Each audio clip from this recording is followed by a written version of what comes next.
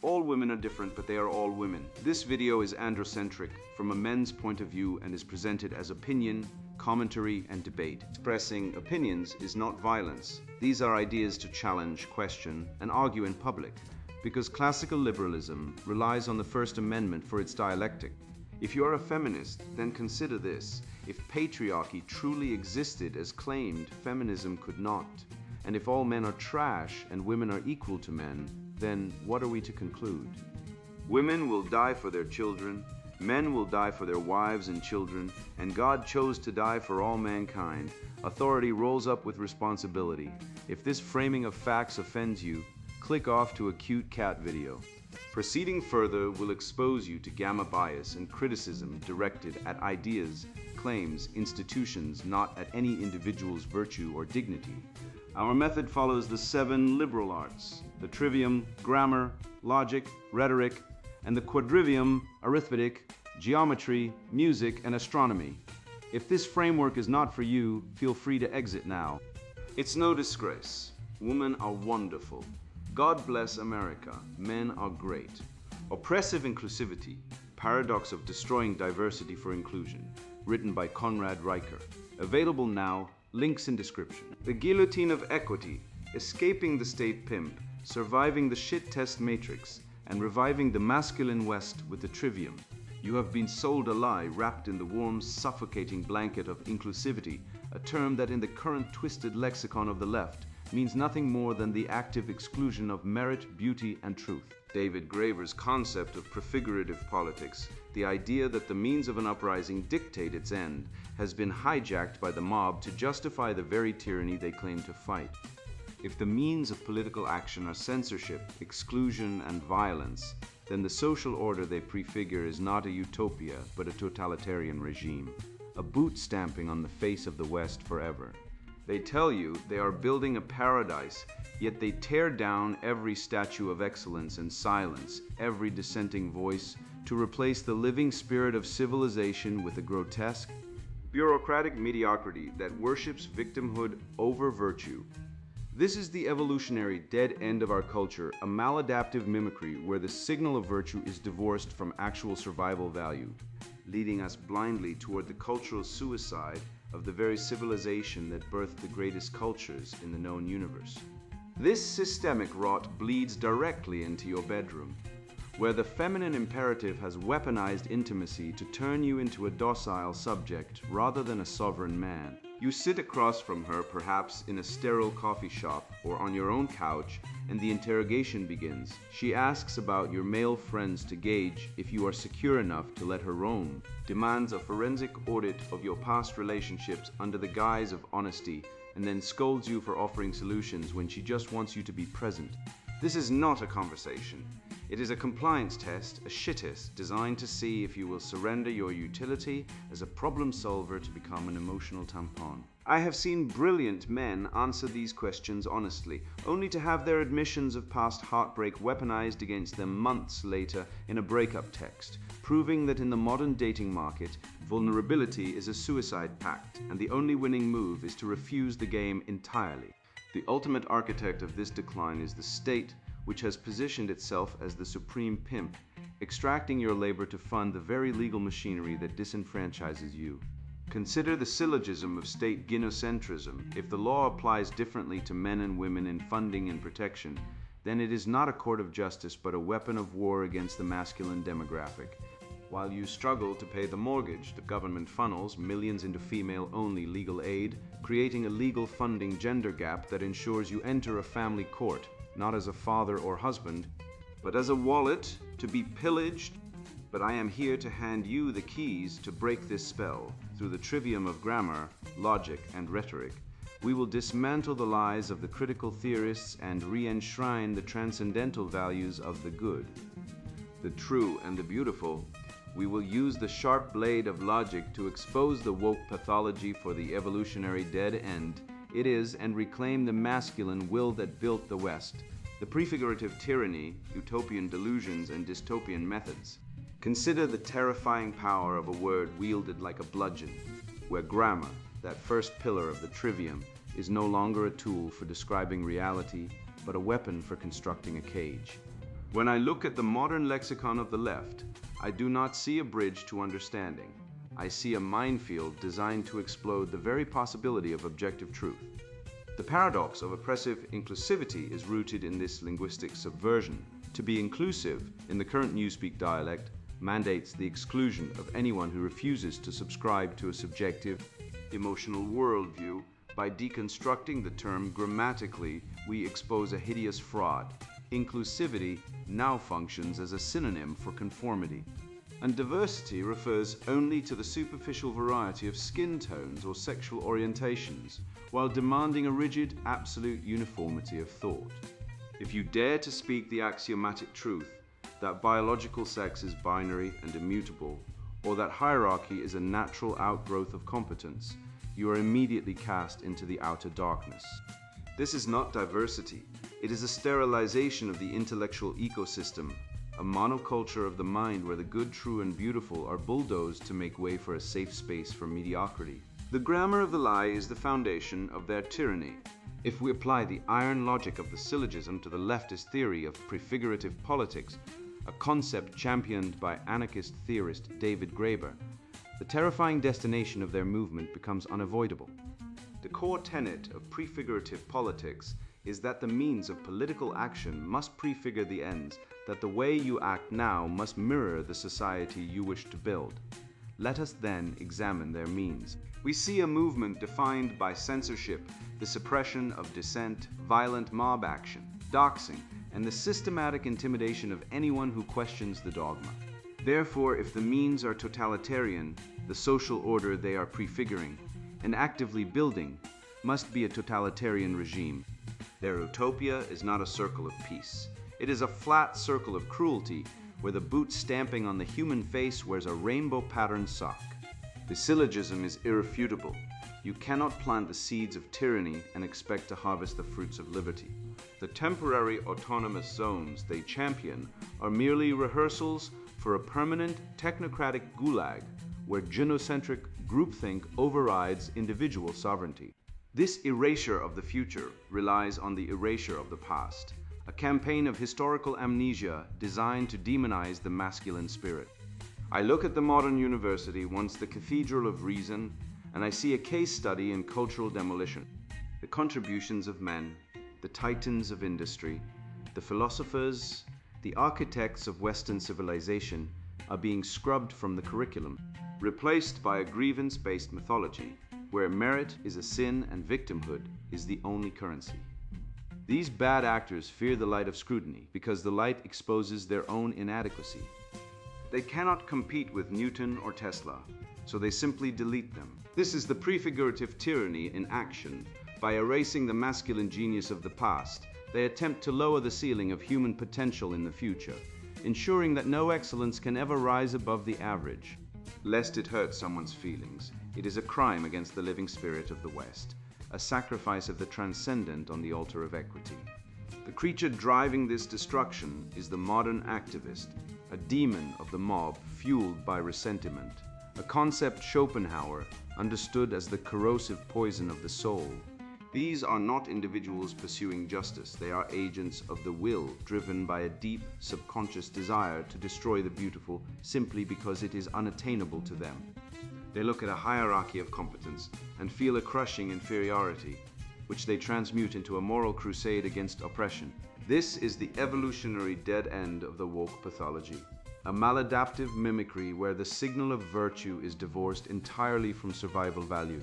In the state of nature, virtue signals strength and reliability. In the woke utopia, the signal is a plea for protection, a demand that the strong submit to the weak. It is the logic of the cuckold, the biology of the beta, a strategy that would result in extinction were it not artificially propped up by the stolen resources of productive men. Let us strip away the veneer of pathological altruism that the left wraps around their agenda like a bloody shroud. They claim their obsession with empathy is a sign of moral superiority, but evolutionary biology reveals it for what it truly is, Machiavellian manipulation. Research shows that often, those who signal the most empathy are the most ruthless when it comes to resource extraction. The demand for equity is a demand for your wallet, your labor, and your future. Look at the family courts, a theater of legalized theft where men are routinely stripped of their assets and their children, a reality backed by the code. Hard statistics of divorce settlements and the skyrocketing suicide rates of divorced fathers. The caring is a con. It is a strategy to parasitize the male productivity engine to sustain a system that openly despises the male. They do not want to heal you, they want to harvest you. We are witnessing the bread and circuses phase of a civilization in its final death throes, mirroring the moral collapse of Rome and Babylon before their respective falls. The bread is the welfare state inflated by the printing press to placate the masses, while the circuses are the endless televised witch trials and the performative outrage of social media. The feminization of the public sphere, the insistence that emotion and safety trump logic and strength, is the presaging of the fall. History screams this truth. Every civilization that replaces the stoic, masculine virtues of duty and honor with the soft, chaotic demands of feminine subjectivity collapses into chaos. We are not living through a social evolution. We are watching the replay of a catastrophic crash, one where the drivers have smashed the dashboard and are screaming that the steering wheel is patriarchal. The solution, the only path to redemption, is to weaponize the truth and re-enshrine the trivium. Logic, rhetoric, and grammar must become the shields and spears of the resistance against the modern Babylon of woke. We must reject the feminization of the intellect as the weakness it is, and return to the transcendental values that birthed the greatest cultures in the known universe. We must stop apologizing for our excellence and start exposing the wicked evolutionary biology of these leftist ideologies for the blights they are. The left's utopia is a lie, a construct of deceit designed to hide the rotting corpse of their ideology. To save the soul of the West, we must recognize that true diversity requires the ruthless exclusion of the intolerant, the expulsion of the lie, and the triumph of the red pill reality over the blue pill delusion. The rot of cultural Marxism does not merely infest our universities and media. It has metastasized into the bedroom, corrupting the intimate dynamics between men and women. This is no accident, but a deliberate weaponization of feminine nature, turning what should be a union of complementarity into a perpetual battlefield of compliance testing. When we observe how the left's obsession with inclusivity becomes the exclusion of truth in the public sphere, we must recognize its twin in the private sphere. The shittest, that neurotic interrogation designed to break masculine frame under the pretense of vulnerability. These are not merely annoying dating habits. They are the microcosmic manifestations of a civilization that has forgotten its own hierarchies of value, where the feminine imperative to dominate through emotional manipulation mirrors the left's imperative to dominate through linguistic subversion. To understand the modern dating arena is to understand how the pathology of equity has become a mechanism for extracting submission from men who should be leading. The interrogation chamber, weaponized intimacy, and the shittest. You walk into the cafe expecting coffee, but you have actually walked into a torture chamber designed to extract your dignity under the guise of getting to know you. This is the modern dating arena, a polite euphemism for an interrogation cell where your worth is not measured by your character or your achievements, but by your ability to withstand the barrage of shit tests, those petty, neurotic, and deliberately obnoxious challenges thrown at you to see if you will break. We must recognize this for what it is: weaponized intimacy. She does not want to know your history. She wants to mine your vulnerabilities for leverage. I recall the tragedy of a friend, a man of high intellect and zero game, who sat across from a woman who asked him about his past relationships with the feigned innocence of a spider inviting a fly into the web. He answered honestly. He laid his soul bare, detailing his heartbreak and his failings like a penitent seeking absolution. He thought he was demonstrating trust.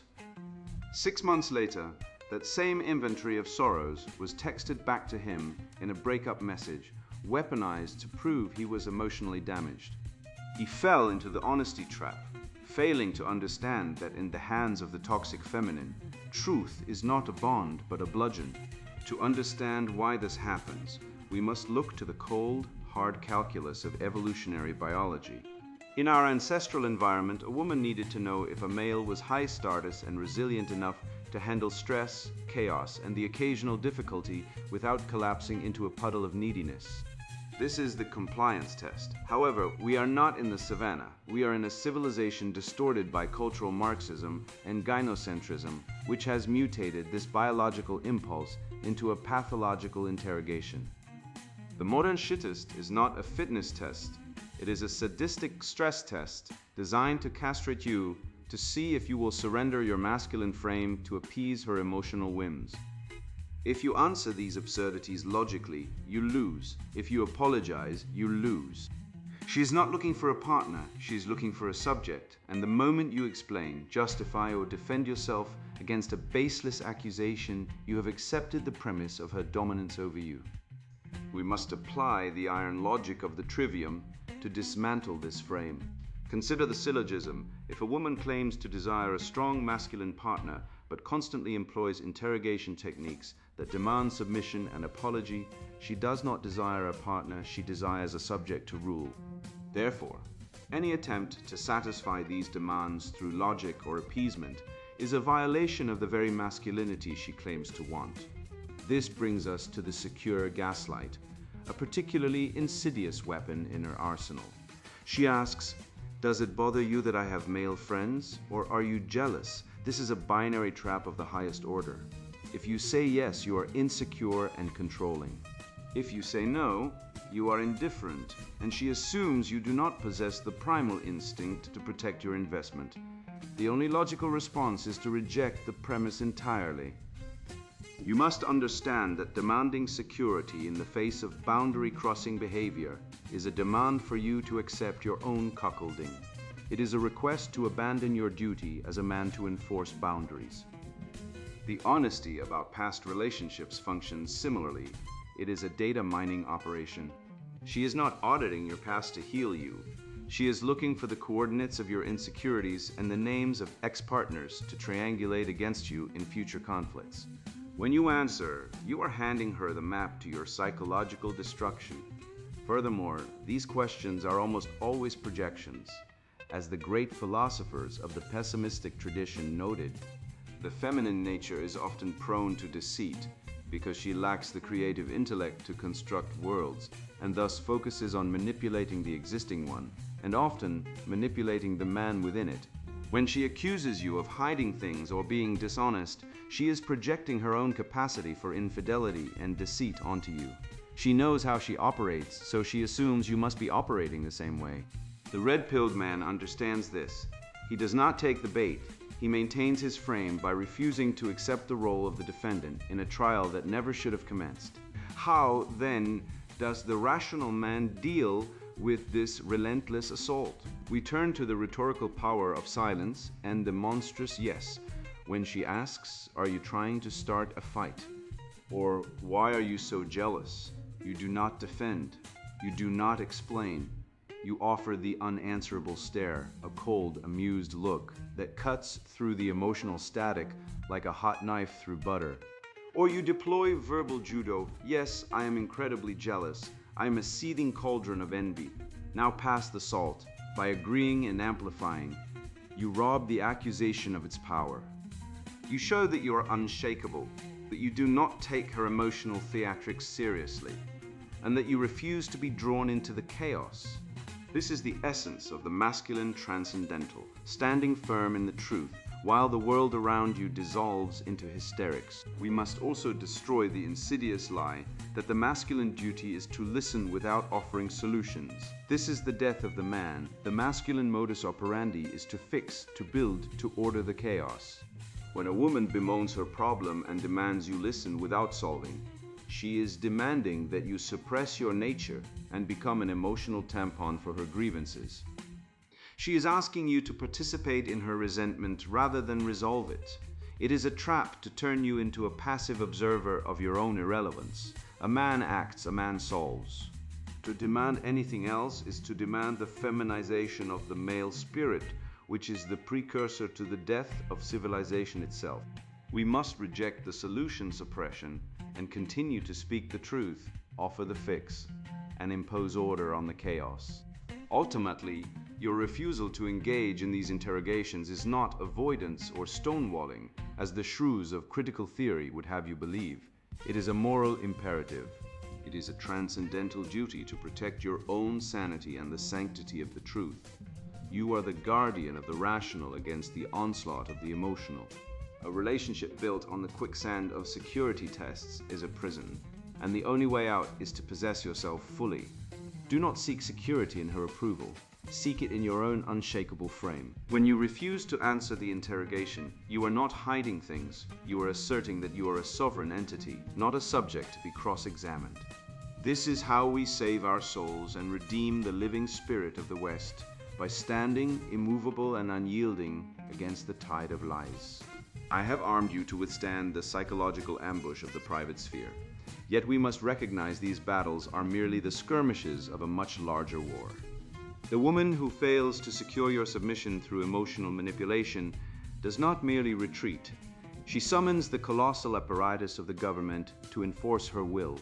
We must now turn our attention from the agent of chaos in your home to the true predator that funds her existence, the state itself, the state-sponsored pimp, the legal funding gender gap, and the theft of masculinity.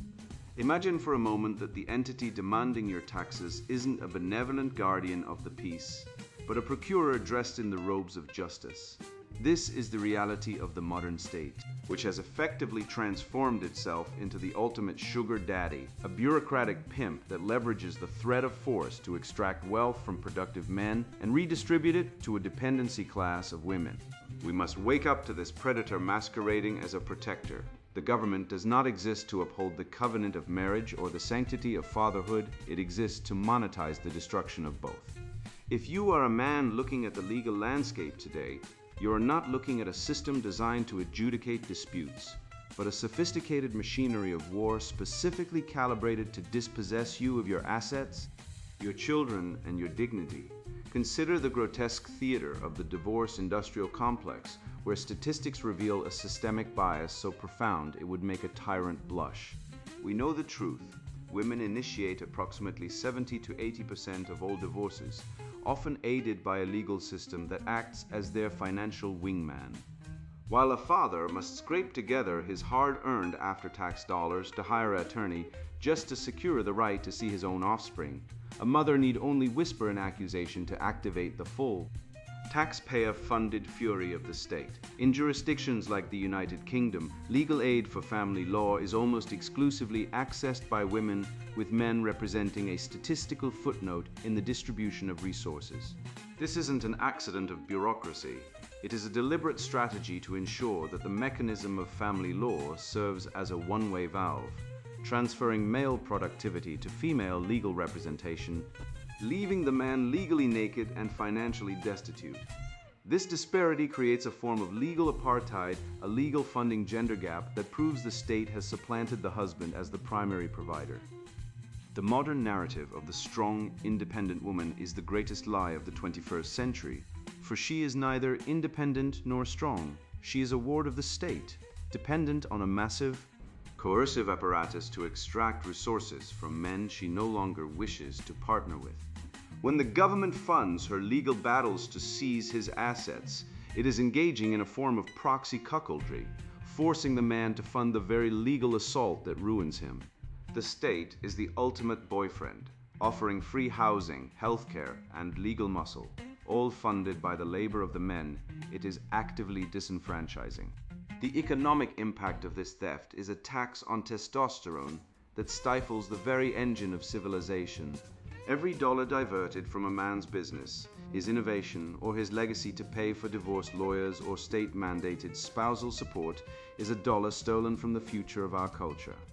We are witnessing a macroeconomic disaster where capital that should be building bridges, funding space, exploration, or creating art is instead being laundered through the court systems and funneled into the pockets of a parasitic legal bureaucracy.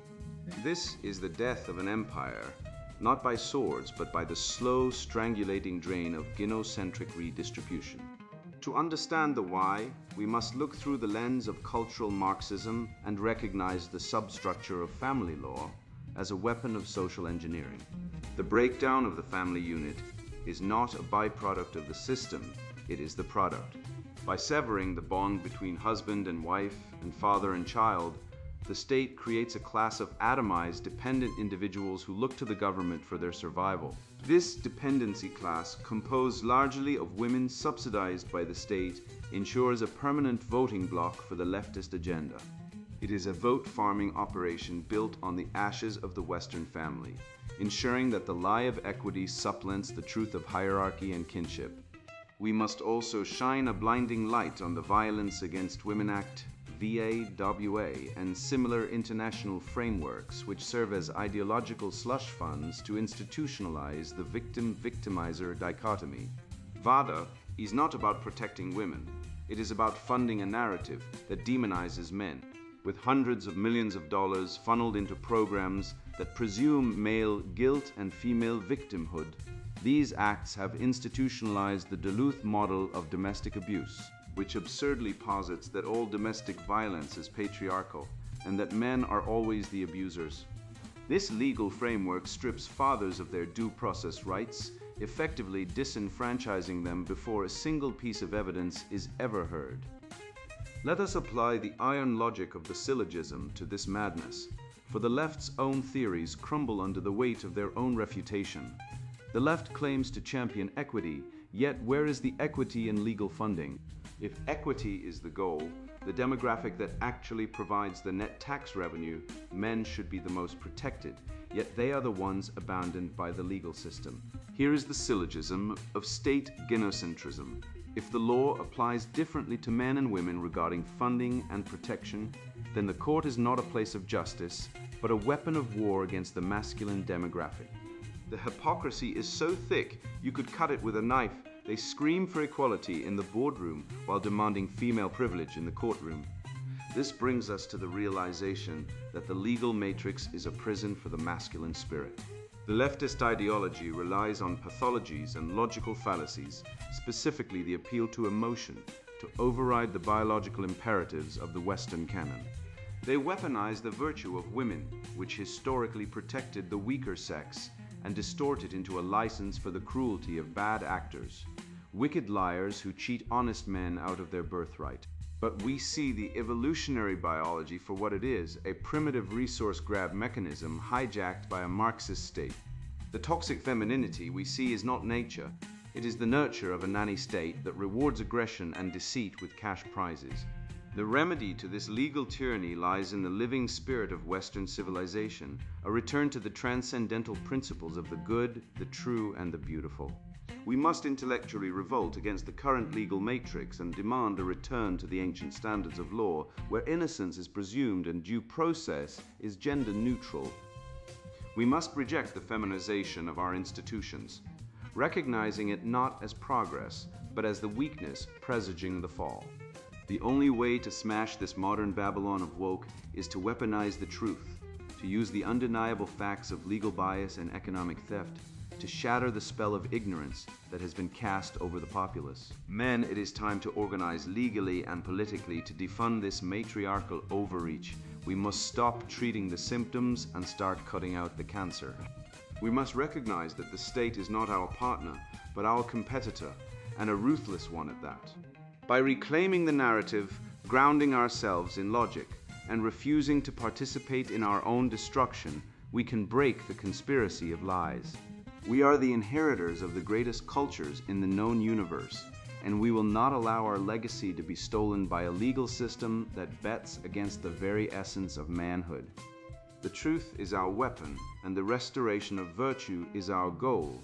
We have laid bare the grotesque reality of the legal system, revealing the family courts not as halls of justice, but as the slaughterhouses of the masculine spirit where men are systematically stripped of their wealth and their children. This is the cold, hard mechanics of the matriarchal overreach, a parasitic machine designed to feast upon the productive male. Yet, fighting this beast with mere petitions is like bringing a spoon to a gunfight. We are dealing with an enemy that has hijacked the very language of thought to enslave us. To win, we must stop playing by their rules and start dismantling the lies that hold this matrix together. We must return to the ancient, formidable wisdom of the trivium. the intellectual arsenal that built the West, to strike at the head of the serpent. The war begins with the mind, and the first weapon we must wield is grammar. The trivium of restoration, reclaiming the transcendent masculine. He who defines the terms controls the debate, and for too long we have surrendered the dictionary to the liars and the destroyers of our culture. The first step of the trivium, grammar, is the act of identifying reality through correct naming, and we must strip the enemy of their linguistic camouflage immediately. We are not dealing with equity, inclusion, or feminism. These are merely the velvet gloves hiding the iron fist of gynocentrism and pathological leftism. When you watch a man stripped of his assets and his children by a family court that presumes him a predator based solely on his gender, do not call it justice, call it what it is: systemic theft and state-enforced misandry. When you see universities implementing bias response teams to silence dissenting opinions, do not call it safety, call it the totalitarian censorship of a dying empire. By refusing to use their euphemisms, we rip the mask off the demon, and in the harsh light of truth, the creature shrinks. We must name the bad actors, the cultural Marxists, the feminists, the wicked architects of decline, without hesitation, for a phenomenon unnamed is a phenomenon you cannot defeat. Once we correctly label the cancer, the cure becomes obvious, and we stop treating the symptoms and start attacking the source. With the enemy named, we must pick up the second part of the trivium, logic, to slice through their nonsense like a hot knife through butter, for their theories crumble under the slightest scrutiny of formal syllogism.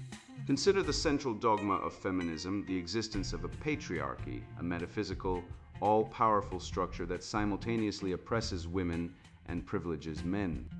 If the theory of patriarchy is true, it must be falsifiable, yet when men fail, when they die in workplace accidents at rates vastly higher than women, or commit suicide at nearly 4 times the rate of women, the feminists simply claim this is patriarchy hurting men too. It is a closed loop of intellectual dishonesty. The syllogism is stark. If a theory explains success, it also explains failure. If a theory explains everything, it explains nothing. Therefore, the concept of patriarchy is scientifically null, a religious dogma immune to evidence. The same applies to the myth of rape culture, which falls apart when you examine the FBI statistics showing false accusation rates and the reality that men are the overwhelming victims of violent crime, not women. These leftist theories are based on their own refutation, circular logic traps, designed to ensnare the guilty and the ignorant, but they cannot withstand the piercing gaze of rational men. We must weaponize the third part of the trivium, rhetoric, not to debate the fools in the faculty lounge, but to wake the sleeping masses before the Babylon of woke swallows them whole. The art of war is the art of persuasion, and we must drop honest-to-God truth bombs that shatter the programming of the educational cartel. This requires more than data. It requires wit, irony, and the courage to laugh at the absurdity of our times. When a screeching harridan lectures you about your toxic masculinity, do not apologize. Laugh in her face and ask if she believes the patriarchal engineers who built the electricity she uses to tweet her hatred were too toxic. We must use humor to deflate the puffed-up egos of the equity warriors, showing the observing men that the emperor has no clothes. This rhetorical aggression is the prefigurative politics of our age. By speaking truth to power, we become the living alternative to the lie. We are building brotherhoods and networks in the interstices of a collapsing society, modeling the rational patriarchal order of the future where competence, not victimhood, commands respect. This leads us to the only practical strategy left for men who wish to survive the coming storm. A monk mode strategy of total withdrawal and focused rebuilding. We must starve the beast of Babylon by refusing to participate in our own exploitation. This means withdrawing financial support from a system that despises you, stop buying the products, stop watching the movies, and stop attending the universities that preach your destruction. Emotionally, we must guard our hearts against the wicked evolutionary biology of a culture that incentivizes female hypergamy and male disposability. Look at the data. With abortion rates in the tens of millions and family courts awarding primary custody to mothers nearly 85% of the time. The contract of civilization has been torn to shreds by the feminists and their enablers. We must withhold our reproductive labor and our emotional labor from a system that uses them as weapons against us. Instead, we funnel that energy into building the new civilization, into physical fitness, into accumulating resources, and into mentoring the next generation of young men who have been abandoned by their fathers and their culture. This withdrawal is not an act of cowardice, but a necessary Schopenhauerian cure, a reclaiming of the will to life not as a struggle for mere survival, but as a struggle for meaning. Schopenhauer understood that existence is suffering, but he failed to see the solution, the sublimation of that suffering into the pursuit of the transcendentals, the good, the true, and the beautiful. The modern world offers you shallow metrics for value, net worth, or sexual conquest, but these are hollow idols that leave you empty. The red-pilled man finds his purpose in the confrontation with falsehood, in the stoic endurance of the collapse, and in the preparation for the restoration. If the fall of civilization is caused by the rejection of masculine reason for feminine emotional chaos, then the rise must be fueled by the aggressive reclamation of logic, hierarchy, and virtue.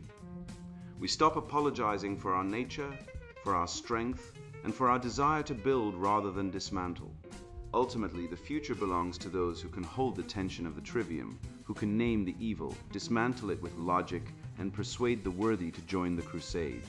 The era of appeasement is over. The oppressive inclusivity that demands you dilute your soul to accommodate the mediocre and the malicious will shatter against the rock of the unapologetically masculine will. We are the inheritors of the greatest culture in the known universe, the living spirit of the West, and we will not let it die without a fight. By re-enshrining the good, the true, and the beautiful as the ultimate metrics of value, we cleanse the rot and prepare for the restoration. We are the vanguard of the truth, the men who looked into the abyss of cultural Marxism and laughed, and in that laughter we found the strength to rebuild the world from the ashes. You stand now at the precipice of the most dangerous and liberating realization of your life, staring directly into the blinding light of a reality that the equity peddlers and the emotional vampires have spent decades trying to obscure. You have seen the grim mathematics of the gynocentric lie, the family court statistics that prove the state is actively engaged in the legal disenfranchisement of fathers, the suicide rates of men who bought the be-sensitive scam and found themselves alone and disposable, the paternity fraud and cuckoldry rates that expose the biological deceit behind the sacred pedestal. You see the shittest for what it truly is, not a playful game, but an evolutionary mechanism to test your fitness for slavery. And you see the state not as a protector, but as the ultimate pimp, stealing your labor to fund the very ideology that seeks to erase you. This is the red pill in its rawest, most potent form, the realization that you are not broken, the system is. But you are no longer a victim of this chaotic illusion. You are a master of the trivium. You possess the grammar to name the demon of toxic femininity, without flinching, the logic to slice through the hysterical emotional arguments of the woke mob like a hot knife through butter, and the rhetoric to wake the sleeping men around you. You understand that the good, the true, and the beautiful are not subjective preferences, but the transcendental pillars of a civilization that we must resurrect from the ashes of cultural Marxism. You know that the oppressive inclusivity they preach is nothing more than a tyranny of the mediocre, terrified of the masculine excellence that built the Parthenon and the Constitution.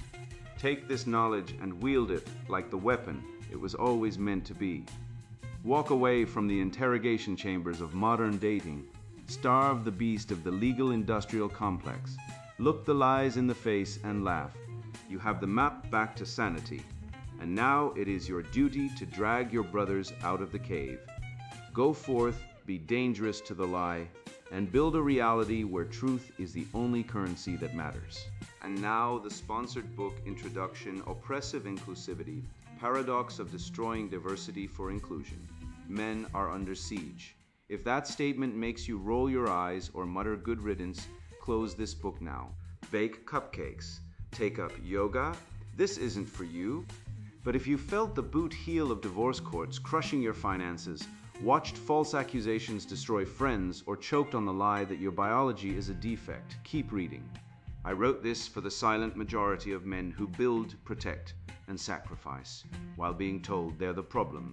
I lost my sons to a system that presumes fathers are optional. I've been called a toxic predator for offering a coworker an umbrella in the rain. My paycheck funds an ex-wife's third vacation home while I eat ramen in a studio apartment. This isn't bitterness, it's a warning. The same machine grinding me down is coming for you. Biology's iron fist doesn't care about your feelings. Men and women aren't interchangeable widgets, yet we're forced to pretend otherwise. Sweden's gender parity experiments collapsed male-dominated industries, while suicide rates spiked. Workplace deaths remain 94% male. But feminists still demand we check our privilege.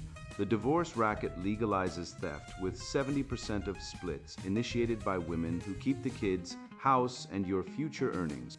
Alimony slavery isn't a metaphor, it's your life if you marry wrong. This book isn't theory, it's a field manual for survival.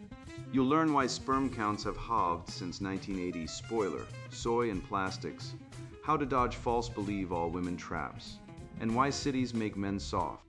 We'll dissect the communist playbook behind terms like Latinx and expose the media's male gaslighting that paints heroes as villains. Data doesn't lie. Fatherless boys fill prisons. Beta simps fund OnlyFans thoughts, and nations without strong men collapse. Weak men built this hellscape. Strong men will burn it down. Your choice is simple. Keep swallowing feminist lies until you're bankrupt, lonely, and medicated, or fight back with truths they've tried to ban. Testosterone-built civilization. It's time to rebuild. Oppressive Inclusivity, Paradox of Destroying Diversity for Inclusion. Written by Conrad Riker. Buy now, links in description.